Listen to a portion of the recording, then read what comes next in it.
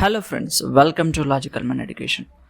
So Telangana TET మరియు DSC కోసం ప్రీవియస్గా మనం వచ్చేసి తెలుగుకు సంబంధించి ఒక 4 టెస్టులు అయితే కండక్ట్ చేసుకున్నాం మనం యూట్యూబ్లోనే. అంటే డైలీ టెస్ట్ చొప్పున మనమైతే కొన్ని ప్రాక్టీస్ ప్రశ్నలు అయితే అందుబాటులో ఉంచాం.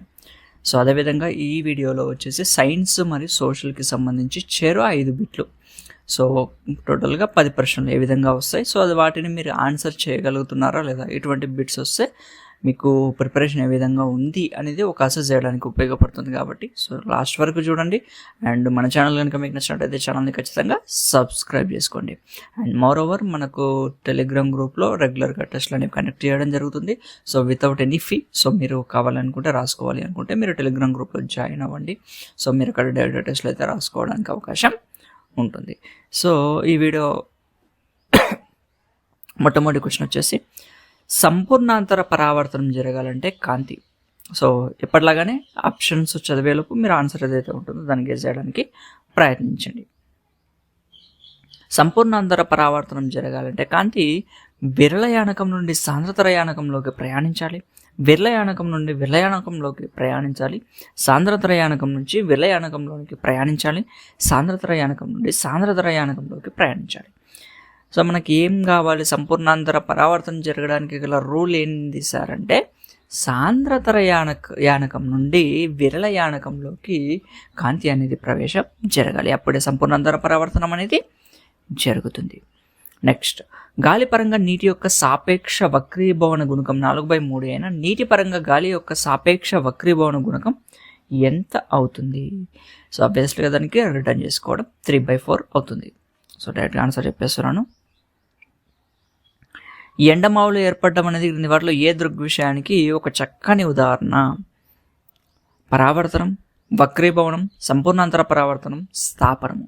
సో ఎండమావులు ఏర్పడడానికి ఒక మంచి చక్కటి ఉదాహరణ ఏది అసలు అంటే చెప్పండి? సంపూర్ణాంతర పరావర్తనం. సంపూర్ణాంతర కాంతి యొక్క సంపూర్ణాంతర పరావర్తనం అనే ధర్మం వల్ల మనకి ఎండమావులు ఏర్పడడం అనేది జరుగుతుంది.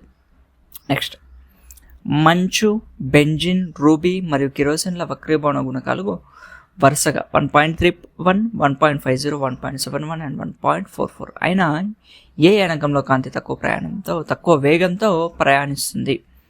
సో వక్రీభవన గుణకాన్ని ఆధారంగా వేసుకొని దీనికి మనం అయితే ఆన్సర్ చేయాల్సి ఉంటుంది. సో ఆప్షన్స్ వచ్చేసి మంచు, బెంజిన్, రూబీ, కిరోసిన్.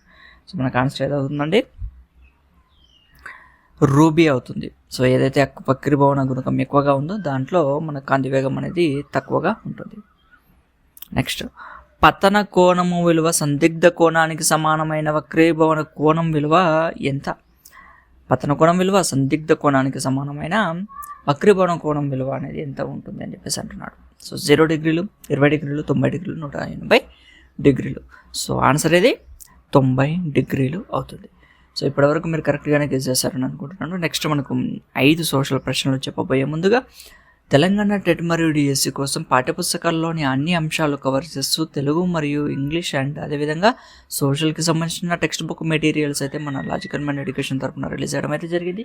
సో ఇందులో వచ్చేసి ఒకసారి మీరు ఈ మెటీరియల్స్ చదివినట్టయితే మళ్ళీ టెక్స్ట్ బుక్స్ తిరిగి చదవాల్సిన అవసరం అయితే ఉండదు. మీకు ఎగ్జామ్కి ఏది అవసరమో, ఏ పాయింట్ అవసరమో అన్ని పాయింట్స్ కూడా మీకు అన్నీ కవర్ చేస్తూ మనం ఈ మెటీరియల్స్లో ఉంచడం అయితే జరిగింది. సో మెటీరియల్స్ ఆర్డర్ చేసుకోవడానికి కింద డిస్క్రిప్షన్లో మినీస్ స్టోర్ లింక్ అయితే ఉంటుంది. దాని ద్వారా మీరు మెటీరియల్ అయితే ఆర్డర్ చేసుకోవచ్చు. వితిన్ 3 వర్కింగ్ డేస్లో మీ లొకేషన్ బట్టి 3 to 5 వర్కింగ్ డేస్లో మీకు బుక్స్ అనేవి డెలివరీ చేయడం జరుగుతుంది. సో డైరెక్ట్గా మీరు ఎక్కడున్నా, ఏ విలేజ్లో ఉన్నా వస్తాయి. ఓకే, నెక్స్ట్ సోషల్ ప్రశ్నలు. సాత్మల పర్వత శ్రేణులు తెలంగాణలో ఈ జిల్లాల్లో ఉన్నాయి: ఆదిలాబాదు, మహబూబ్ నగరు, వరంగల్, కరీంనగర్. సో సాత్మల పర్వత శ్రేణులు ఎక్కడ ఉన్నాయి సార్ అంటే మనకు ఆదిలాబాద్ జిల్లాలో ఉన్నాయి. పటంలో గోధుమ మట్టి రంగు భూ ఆచ్ఛాదన భూ వినియోగాన్ని తెలియజేస్తుంది. ఈ భూమి వినియోగాన్ని, సో మట్టి రంగు, గోధుమ రంగు అనేది ఏ వినియోగాన్ని తెలియజేస్తుందని చెప్పేసి అంటున్నాడు. సో పంటలు సాగవుతున్న ప్రాంతము, వ్యవసాయానికి అనువైన భూమి, ఖనిజాలతో కూడిన ప్రదేశాలు, పీఠభూములు మరియు చిత్తడి నేలలు. సో పంటలు సాగవుతున్న ప్రాంతాన్ని తెలియజేయడానికి ఈ రంగు యొక్క వినియోగం అనేది జరుగుతుంది. నెక్స్ట్, డివిజనల్ స్థాయిలో క్రిమినల్ కేసులు ఈ కోర్టుల్లో పరిష్కరించబడతాయి. ఏ కోర్టులో? జిల్లా court, junior civil judge court, sessions court, assistants sessions judge court. So మనకు ఆన్సర్ ఏదవుతుంది? Assistant sessions judge court. క్రింది వారిలో రాజ్యసభ సభ్యులను ఎన్నుకున్న వారు ఎవరు? రాష్ట్ర విధాన మండలి మరియు విధానసభ సభ్యుల, రాష్ట్ర విధానసభ సభ్యుల, లోక్సభకు ఎన్నికైన సభ్యుల, రాష్ట్ర విధానసభ సభ్యులు మరియు లోక్సభ సభ్యుల. సో మనకు రాష్ట్ర విధానసభ సభ్యులు వచ్చేసి రాజ్యసభ సభ్యులను ఎన్నుకోవడం అనేది జరుగుతుంది. So answer B. ప్రభుత్వ వ్యయాన్ని పర్యవేక్షిస్తూ మరియు నేరుగా భారత రాష్ట్రపతికి నివేదించే స్వతంత్ర సంస్థ ఏది అని చెప్పేసి అంటున్నాడు. వ్యయం ఆడిటర్ జనరల్ ఆఫ్ ఇండియానా, పబ్లిక్ అకౌంట్స్ కమిటీనా, కంట్రోలర్ మరియు ఆడిటర్ జనరల్ ఆఫ్ ఇండియానా, నీతి ఆయోగ. సో మనకు ఆన్సర్ ఏదవుతుందండి? కంట్రోలర్ మరియు ఆడిటర్ జనరల్ ఆఫ్ ఇండియా వచ్చేసి భారత ప్రభుత్వ వ్యయాన్ని పర్యవేక్షిస్తూ రాష్ట్రపతికి నివేదికను అందించడం అనేది జరుగుతుంది. సో ఇది ఓవరాల్గా ఈరోజు మనకు టెస్ట్కి సంబంధించిన అంశాలు. సో ఈ వీడియో కనుక మీకు నచ్చినట్లయితే ఛానల్ని ఖచ్చితంగా సబ్స్క్రైబ్ చేసుకోండి. అండ్ నెక్స్ట్ మరొక ఇంట్రెస్టింగ్ క్వశ్చన్స్. సో రేపు మళ్ళీ ఇంకొక టెస్ట్ వీడియోతో మీ ముందుకు వస్తాం. సో మీరు చేయాల్సిందంటే వీడియోని లైక్ చేయడం అండ్ ఛానల్ని సబ్స్క్రైబ్ చేయడం, పక్కన బెల్ ఐకాన్ని క్లిక్ చేయండి. మీకు వీడియో రాగానే మీకు నోటిఫికేషన్ అనేది వస్తుంది. Thank you friends.